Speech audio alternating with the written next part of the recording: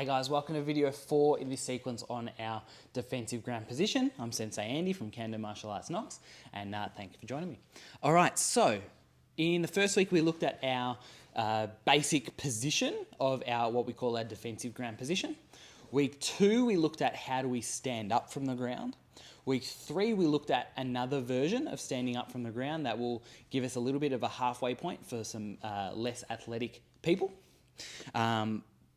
And so in this video, we're going to be looking at kicks that we can use on the ground to keep them away, to keep our opponent at distance while they're standing up and we're on the ground. So let's have a look at some of those now.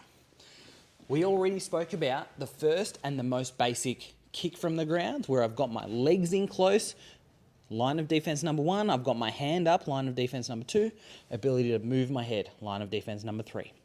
And we looked at our side kick, extending this leg, using our foot sideways to try and keep them away, keep them at distance. We're going to look at 3 more kicks than that. So we've got 4 in total. Number 1, side kick. Number 2, we're going to do a high side kick. We call it a high side kick. So we're going to come up to our halfway sitting up point that we did to stand up. And this time I'm going to come up forwards onto my knee. This is going to give me extra height to drive that side kick up high, and then I retreat back to my position.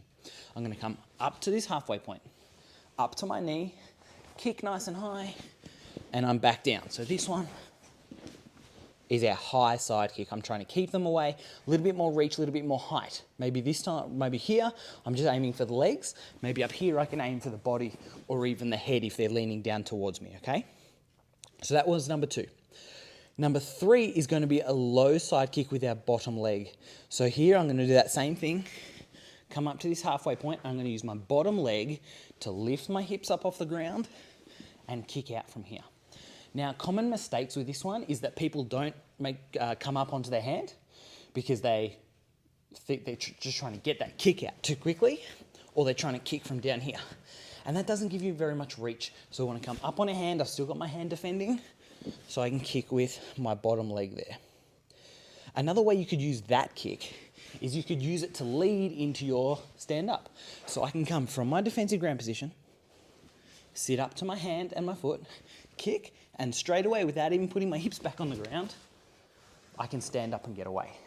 So I can do that in one smooth movement where I can kick and then get away safely, okay?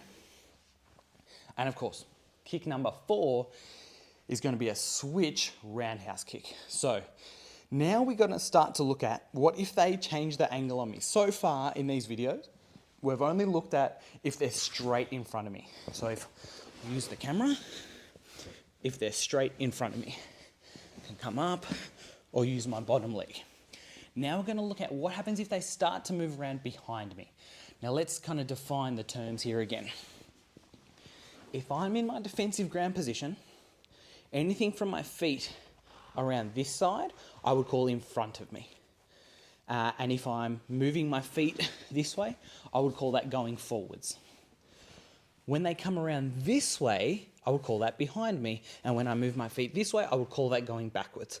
Now that might seem really obvious, but of course I teach this to people of all ages, kids, and they can sometimes think if their head is going forwards, that would be moving forwards, whereas the same direction around the clock, I would call this going backwards because my feet are going backwards.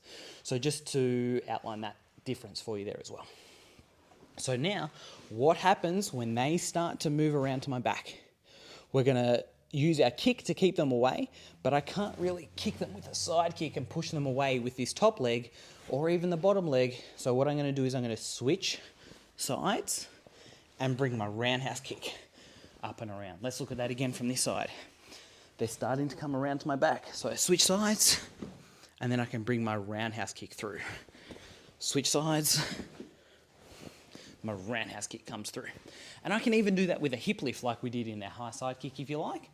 But that's our 4 kicks. We have our basic side kick, our high side kick, our low side kick, and our switch roundhouse kick.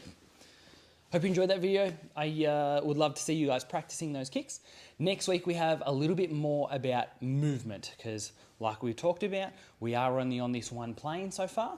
So let's talk about some rotational movement in the next video. Hope to see you there.